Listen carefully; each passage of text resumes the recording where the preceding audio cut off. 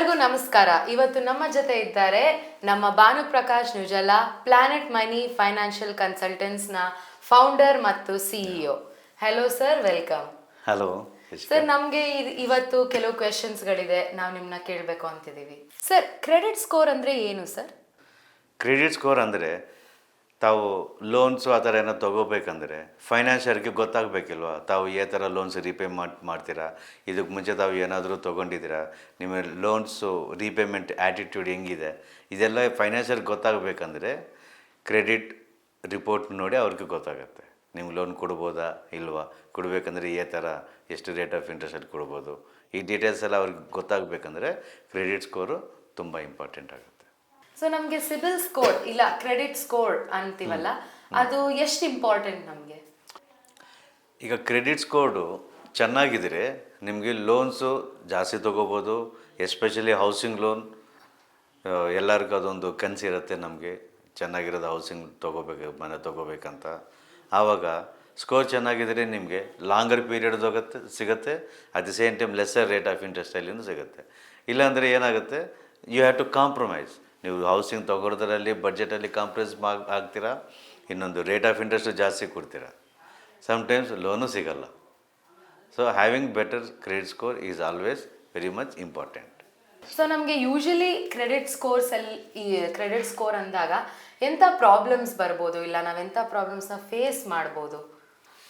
Credit ಸ್ಕೋರಲ್ಲಿ common ಆಗಿ ಬರೋದು ಏನಂದರೆ ಸೆಟಲ್ಮೆಂಟ್ ಆಗಿರುತ್ತೆ. ಕೆಲವ್ರು ಕ್ರೆಡಿಟ್ ಕಾರ್ಡು, ಪರ್ಸ್ನಲ್ ಲೋನ್ ಆ ಥರ ರೈಟ್ ಆಫ್ ಆಗಿರುತ್ತೆ. ಪೋಸ್ಟ್ ರೈಟ್ ಆಫ್ ಸೆಟಲ್ಮೆಂಟ್ ಆಗಿರ್ಬೋದು, DPD ಇರ್ಬೋದು, ಇನ್ನೊಂದು NP ಆಗಿರ್ಬೋದು, ಸೂಟ್ ಫೈಲ್ಡ್ ಆಗಿರ್ಬೋದು. ಇದೆಲ್ಲ ಡಿಫಾಲ್ಟ್ಸ್ ಅಂತ ಹೇಳ್ತೀವಿ.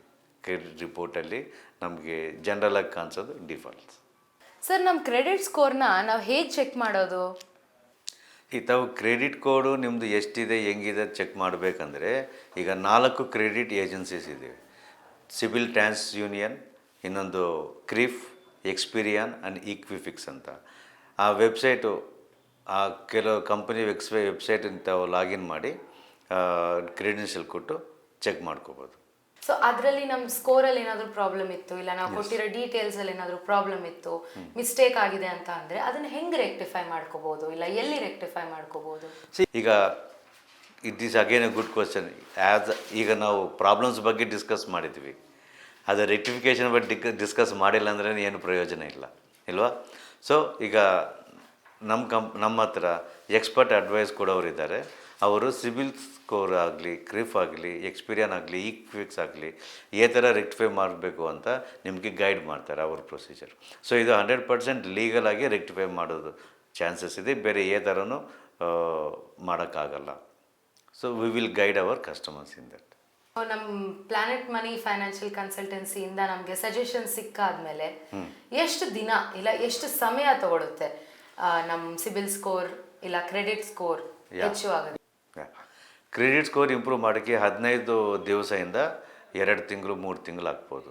ಅದು ಈಗ ನಾವು ಡಿಸ್ಕಸ್ ಮಾಡಿದ್ವಿಲ್ವ, ಡಿಫಾಲ್ಟ್ಸು, ಸೆಟಲ್ಮೆಂಟು, ರೈಟ್ ಆಫ್ ಆ ಥರ, ಅದು ಒಂದೊಂದಕ್ಕೆ ಒಂದೊಂದು ಥರ ಸ್ಟೇಜ್ ಇರುತ್ತೆ.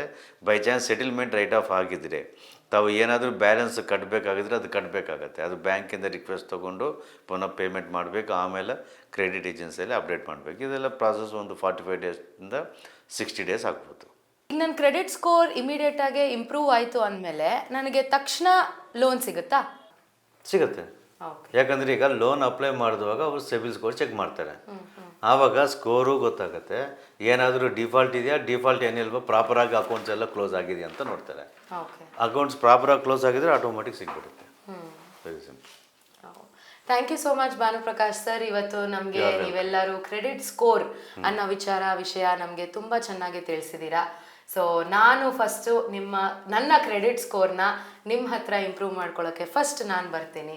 ಆ್ಯಂಡ್ ನಮ್ಮ ಫಾಲೋವರ್ಸ್, ಸಬ್ಸ್ಕ್ರೈಬರ್ಸ್ ಎಲ್ಲರಿಗೂ ಅದೇ ವಿಷಯನೂ ತಿಳಿಸ್ತಾ ಇದ್ದೀನಿ. Thank you so much. Thank you sir. Welcome. You are most welcome.